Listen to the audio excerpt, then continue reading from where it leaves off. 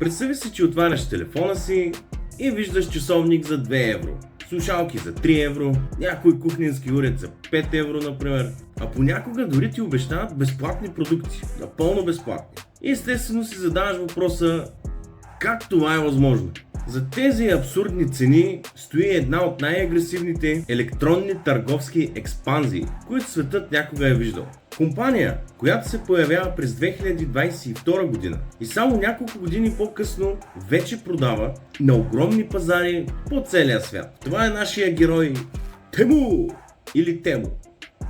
Това е една платформа, която буквално ти казва пазарувай като милионер или даже милиардер.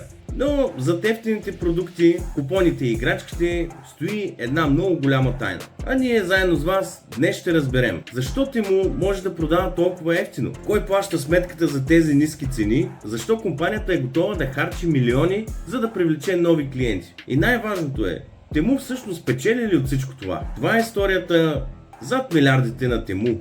Ако през 2022 година някой беше казал, че мобилно приложение ще се превърне в едно от най-разпознаваемите на планетата, най-вероятно никой нямаше да повярва. Но в септември същата година се появява Тему. Компанията официално посочва Бостън като място, където е основан. Първоначално Тему стартира в Северна Америка, но след това идва експанзията. Океания, 2023 година. Европа, през същата година. А след това още доста държави. Само за няколко години Тему се превръща от ново приложение в глобален маркетплейс. Но тук има нещо много важно. Тему не се появява ей така просто сама. Зад нея стои PDD Holdings. PDD, тук има нещо. Но ако това име не ви говори нищо, най-вероятно сте чували до сега друго. Pinduoduo. Какво?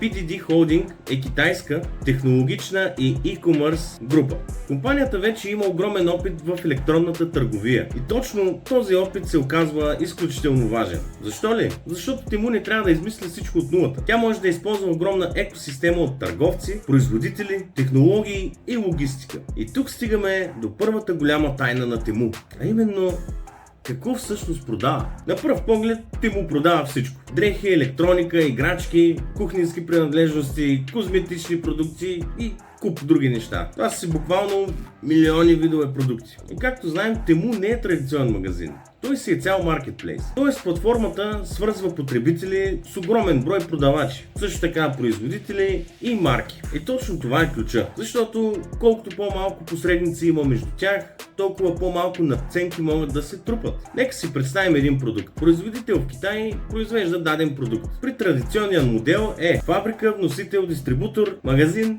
клиент. Всеки по веригата трябва да спечели. И накрая продуктът, който струва условно 2 евро да се произведе, накрая струва 10, 15, 20, 30 евро. Тему се опитва да скъси тази верига. При тях е фабрика, Тему екосистема, клиент. Това е. Разбира се, реалната логистика е доста по-сложна, но идеята е проста. Махни колкото можеш повече излишни разходи от веригата, а след това добави нещо още по-мощно.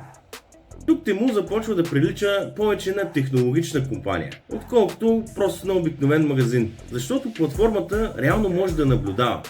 Например, какво търсиш, какво гледаш, на какво натискаш, какво си добавяш в количката, какво купуваш, какво не купуваш.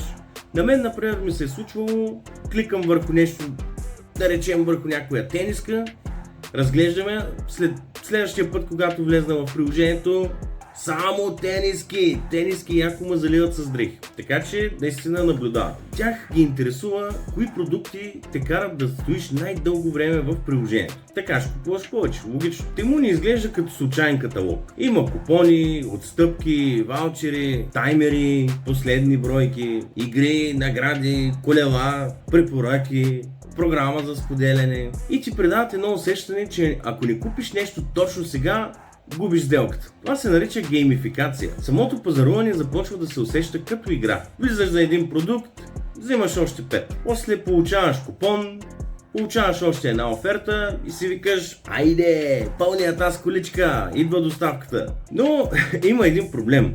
За да купуваш от Тему, първоначално трябва да знаеш, че той изобщо съществува. И именно заради това започва една от най-агресивните рекламни кампании на e-commerce света. Реклами навсякъде, социални мрежи, инфлуенсъри, видеоплатформи, банери, приложения, телевизионни реклами.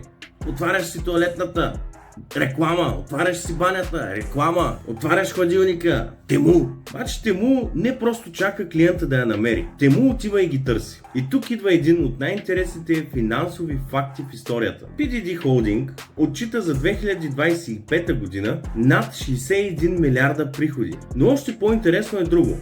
Компанията е похарчила 17 милиарда долара, за продажба и маркетинг, което си е огромна сума. Но тук трябва да сме точни. Това не са 17 милиарда само за Тему. Това е консолидарния разход на PDD Holding. Но той показва колко агресивно групата инвестира в придобиването на клиенти и популяризирането на своите платформи. И това ни води до една много важна идея. Тему не е построена около това да печели от първата покупка.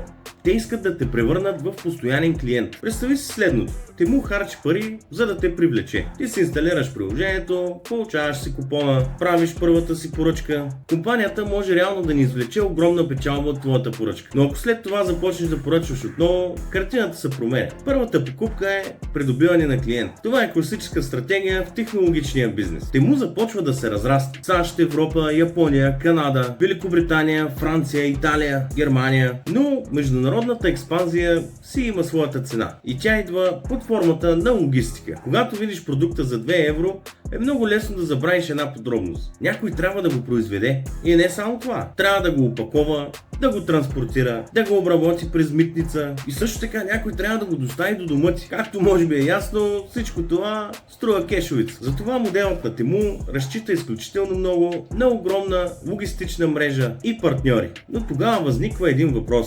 Какво се случи с Америка? Американският пазар беше изключително важен за модела на ефтините китайски пратки. Но през 2025 година правилата за така наречения de minimis пратки в САЩ претърпяха огромни промени. Това означава, че старият модел на изпращане на много ефтини пратки директно към американските потребители вече просто не може да продължава по същия начин. И разбира се, Тему тогава трябва да се адаптира. Компанията започва да разчита на стока, която вече се намира в китайски складове, вместо всичко да идва директно от Китай. Това е много важен момент, защото когато правилата се променят, бизнес моделът също трябва да се промени. Но ако Тему е мислило, че най-трудната част е да спечели потребителите, регулаторите започват да задават друг въпрос. Какво точно се продава на тази платформа? През май 2026 година Европейска комисия наложи на Тему $200 милиона.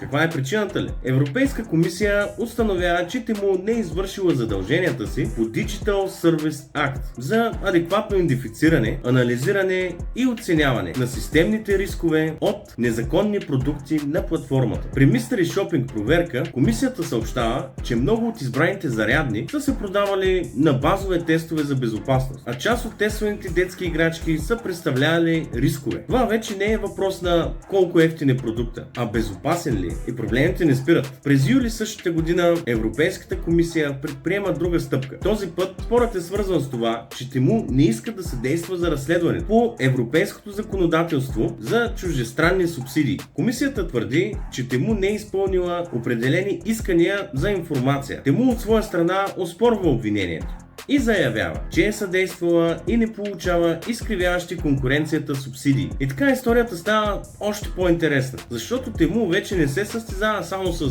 Amazon, eBay, AliExpress, Shein, т.е. местните магазини. Тя започва да се състезава и с регулаторите. И сега стигаме до въпроса, заради който най-вероятно сте отворили това видео. Тему печели ли пари? И тук трябва да бъдем честни. Няма да ви кажа нещо, например, Тему печели 50 милиарда евро. Защото това просто няма как да бъде доказано от публичните отчети. PDD Holdings отчита приходите си консолидирано. Тему е част от тази екосистема. И затова не можем конкретно да го отделим публично. И да кажем, ето точно толкова приходи направи Тему. Това, което вече знаем е, че целият PDD Holding е направил над 61 милиарда за 2025 година. и 14,21 милиарда нетна печалба. Така че зад Тему определено стои огромен и печеливш бизнес. Най-голямата грешка е да гледаме на Тему като ефтин магазин пълен с бокуци. Това е прекалено просто. Тему е комбинация от технологии, данни, производители, маркетинг, логистика, алгоритми, геймификация и огромен мащаб. И когато всички тези неща работят заедно, можеш да предложиш нещо, което традиционният магазин трудно може да постигне. Огромен избор, плюс много ниски цени, плюс агресивно привличане на клиенти. И тук бъдещето става интересно, защото Тему вече е достатъчно голяма, за да бъде забелязана от всички. А когато една компания стане толкова голяма, правилата започват да се променят около нея. Тему вече трябва да доказва не само, че може да продава ефтино, трябва да доказва, че може да го прави безопасно, устойчиво, законно свързано и, разбира се, печелившо. Преди няколко години Тему беше едно ново приложение. Днес е глобален e-commerce играч. Компания, която обещава пазаруе като милиардер, но за ефтините продукти се крие магията. Сега пред Тему стои най-трудната част. Да докаже, че този модел всъщност може да оцелее. Когато ефтините пратки вече са под по-голям натиск, когато регулаторите гледат много по-внимателно и когато клиентите започват да следят един много важен въпрос. Колко ефтино е прекалено ефтино? Аз съм Кикелов, а вие гледахте Зад милиардите. Ако това видео ви е харесало, изпукайте по един лайк, пишете ми един коментар, абонирайте се за канала и пуснете камбанката, за да получавате известие всеки път, когато кача ново видео. Благодаря много за вниманието и отделеното време. Чао!